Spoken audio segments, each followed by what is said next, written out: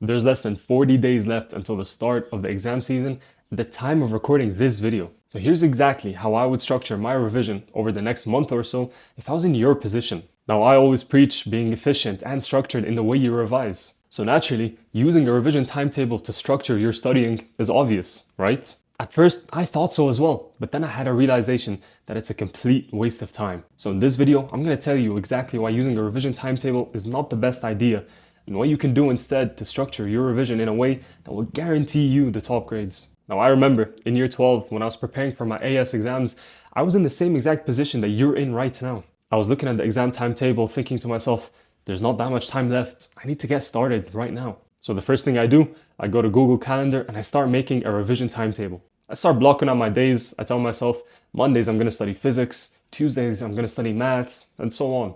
Do you know how long that plan lasted?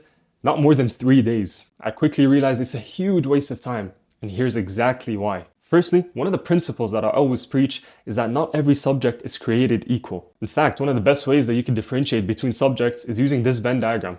Now, you can get it, as well as a guide on how to use it, using the link in the description. Now, during my A-level years, I took physics, computer science, maths, and Arabic. Now, as someone who speaks fluent Arabic, I'm not going to spend as much time studying for it compared to physics. In fact, you want to know how much I actually studied for Arabic A-level? I swear, I remember sitting in the car on the way to the exam hall as my mom was dropping me off, and she was just telling me some phrases that I could use to spice up my writing. That's all the revision that I did. So, not every subject is created equal. You're undoubtedly going to have a hierarchy of the subjects that you take based on how hard they are, whether it's consciously or subconsciously. The harder subjects are going to take precedence, obviously. So you're going to have to spend more time studying for them compared to the easier subjects. And that's why you can't have a strict timetable. Because how are you going to give precedence to each subject based on its difficulty? You see, my issue is I gave maths a day, Arabic a day, physics a day. But guess what? I didn't study for Arabic that much, and for physics, I studied a lot more. Even more than maths. Now you might say, what if I just allocate time based on how difficult the subject is? For example, let's say you take physics and business. Obviously, physics is way harder than business. So let's say you're gonna have to study double the amount. So you allocate 4 days a week to physics and 2 days a week to business. Now on the surface, that actually seems like a really good solution. But that leads me to my second point, which is you're never actually gonna know how much time you need to revise for each subject. If you now start making a revision timetable and you tell yourself, you know what, from now until my maths exam, I'm going to study 4 hours a week. That's an estimate. You don't actually know how much time you need to study maths. A week or two in, you might tell yourself, you know what, the stuff is actually quite easy. It's in my brain from practicing in class or the previous mock that we just had. So I don't actually have to put that much time into it. Or you might say, damn, this is harder than I expected. I'm going to need way more time. You see, when you're studying for a subject or multiple subjects, your perception of how much time you need for those subjects constantly changes. So you can't ever stick to a strict timetable. Instead, studying is going to have to be more dynamic. Because think about it. Let's say you make a strict timetable and then halfway through you tell yourself, this timetable's not working out.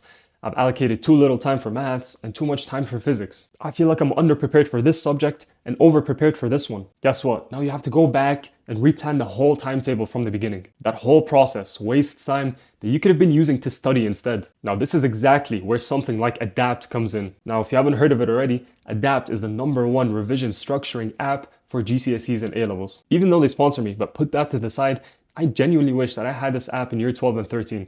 It would have made my life so much easier. You see, what Adapt does is that it makes you a dynamic revision timetable in seconds. Literally all you do is just download the app, tell it exactly which subjects you're taking from which exam boards, and it will sort out your revision timetable until the start of your exams. And if things change, like you miss a day or a subject is harder, so you're gonna have to take more time studying for it, then guess what? It automatically corrects for that change. And that takes away the need of sitting again and planning the whole revision timetable from the beginning.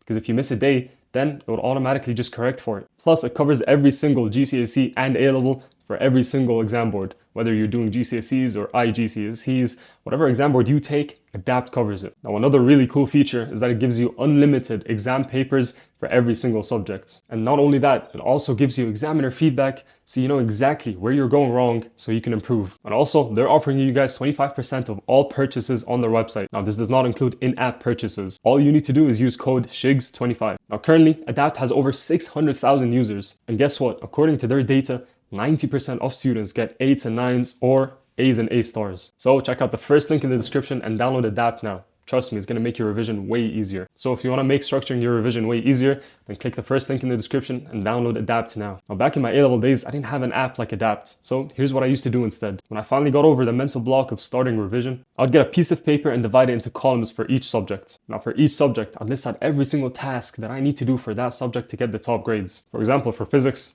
I know that I need to implement the NFT method, so I'll break it into notes and then flashcards and then test questions with checkboxes. Now, if you don't know what tasks you need to have for each subject, I break it all down in the Ultimate Guide to Acing Your GCSEs and A-Levels. If you want to jump up 3 grades, check the link in the description for the Ultimate Guide to Acing Your GCSEs and A-Levels. So every time I'll sit down on my desk to revise, I'd look at the list of checkboxes and just check what needs to be completed. If I see that I'm falling behind in maths, because I've done more tasks for physics, for example, then I know that for that day, I need to focus on maths. Basically, the goal is to have all of the subjects at an equal level. So I'll sit down, look at what task needs to be completed, complete it, check it off, take a 5 to 10 minute break, and then repeat the process. Now, the reason why this is so effective is that it focuses the goal on tasks, not time. When you start focusing on the tasks that need to be completed, rather than just putting in time, that's when you start seeing results. You see, I see a lot of students claiming that they're studying 5 to 6 hours a day.